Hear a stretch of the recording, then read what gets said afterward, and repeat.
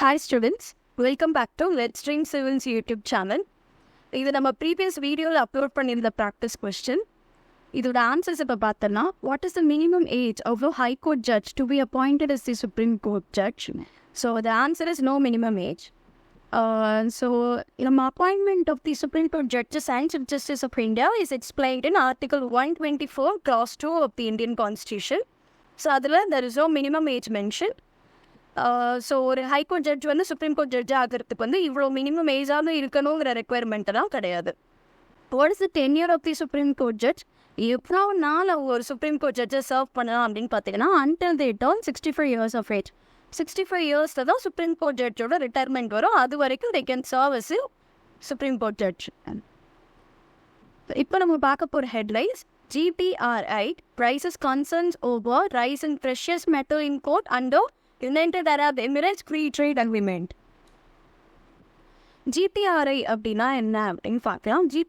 GPRIயோட full form global trade research initiative. So இந்த GPRIங்கிறது என்னன்னு பார்த்தீங்கன்னா, இட்ஸ் அ ரிசர்ச் குரூப். அவங்க மெயினாக எதில் ஃபோக்கஸ் பண்ணியிருப்பாங்கன்னா, கிளைமேட் சேஞ்ச், டெக்னாலஜி அண்ட் ட்ரேடில் தான் அவங்களோட ரிசர்ச் இருக்கும். அந்த GPRIயோட ஏம் என்ன அப்படின்னு பார்த்தீங்கன்னா, எதுனாக இந்த ரிசர்ச் குரூப் இருக்குது அப்படின்னா, இவங்க இந்த கிளைமேட் சேஞ்ச், டெக்னாலஜி அண்ட் ட்ரேடில் பண்ணுற ரிசர்ச் இருக்குது, அதோட அவுட்புட் கவர்மெண்ட்டுக்கும் அவங்க எந்த இண்டஸ்ட்ரி ரிலேட்டடாக அந்த ரிசர்ச் பண்ணுறாங்களோ அந்த இண்டஸ்ட்ரிக்கு க்ரோத் அண்ட் டெவலப்மெண்ட்காகவும், அது மட்டும் இல்லாமல் பாவர்ட்டி ரிடக்ஷனுக்காகவும் அவங்க நிறைய ரிசர்ச்சஸ் பண்ணி அவங்க அதை அந்த ரிசர்ச்சோட அவுட்புட்டை வந்து அவங்க பப்ளிஷ் பண்ணாங்க. சரி, இப்போ ஏன் GPRIயை பற்றி நம்ம பார்க்குறோம் அப்படின்னா, ரீசெண்டாக இந்தியாவுக்கும் யுனைடெட் அரப் எமிரேட்ஸ்க்கோ நடுவில் சைன் பண்ணலாம் ஃப்ரீ ட்ரேட் அக்ரிமெண்ட்டை இம்மீடியட்டாக இன்வெஸ்டிகேட் பண்ணுவோம், அதில் நிறைய சீரியஸ் கன்சர்ன்ஸ் இருக்குது அப்படின்னு சொல்லி அவங்க ரைஸ் பண்ணியிருந்தாங்க.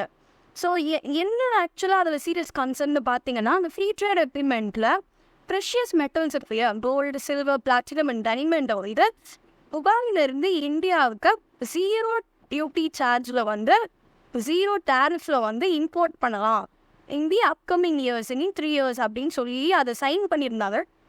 ஸோ இதனால் நிறைய ப்ராப்ளம்ஸ் வரும் அப்படின்னு சொல்லியிருந்தாங்க. ஸோ ஃபர்ஸ்ட்டு அதை பற்றி பார்த்துடலாம். India UAE comprehensive economic partnership agreement, இதுதான் அந்த அக்ரிமெண்ட் ஆக்சுவலாக. என்னென்னா, it permits unlimited imports of gold, silver, platinum and diamond from UAE into India with 0 tariff in the upcoming years. So இப்போ கரண்ட்டாக என்ன டாரிஃப் இருக்குது அப்படின்னா, ரஃப் டைமண்ட், அதாவது கட் பண்ணி பாலிஷ் பண்ணாத ரஃப் டைமண்ட் இருப்போல, அதுக்கு 0% டியூட்டி, கட் பண்ணி பாலிஷ் பண்ண டைமண்டுக்கு 5%, கோல்டுக்கு 5%, சில்வருக்கு 15%. இப்போ அது எப்படி மாறுது அப்படின்னா, கட் அண்ட் பாலிஷ்டு டைமண்ட்ஸ்க்கே வந்து 0 tariff அப்படின்னு சொல்லியிருக்காங்க.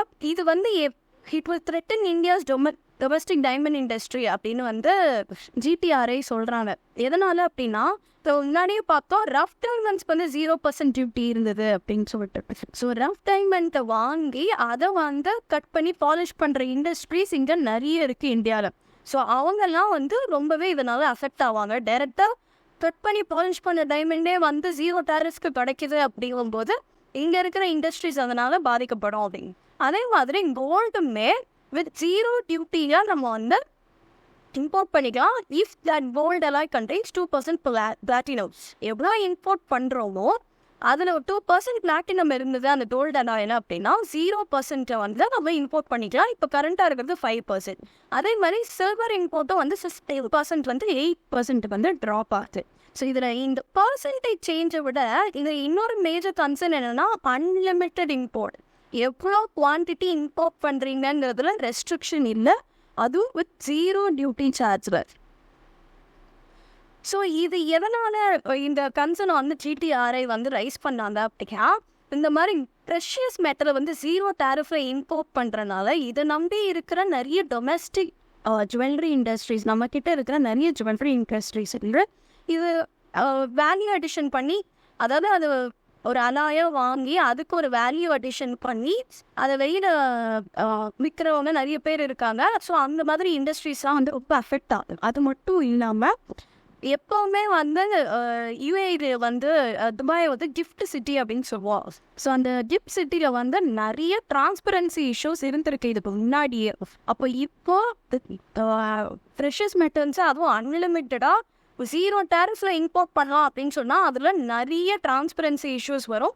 அண்ட் மணி லாண்ட்ரிங் மாதிரியான கேசஸ் வந்து இங்கே நிறைய நடக்கிறதுக்கான வாய்ப்பு இருக்குது. ஸோ இம்மீடியட்டாக இந்தியன் கவர்மெண்ட் வந்து இந்த ஃப்ரீ ட்ரேட் அக்ரிமெண்ட்டை இன்னும் தடவை இன்வெஸ்டிகேட் பண்ணி இந்த கன்சர்ன்ஸ் எல்லாம் சால்வ் பண்ணுற மாதிரியான விஷயங்களை இம்மீடியட்டாக அந்த ட்ரேட் அக்ரிமெண்ட்டில் நீங்கள் இன்க்ளூட் பண்ணுங்க அப்படின்னு சொல்லி அவங்க வந்து அதை சொல்லியிருக்காங்க. So that's all for this headline. Thank you.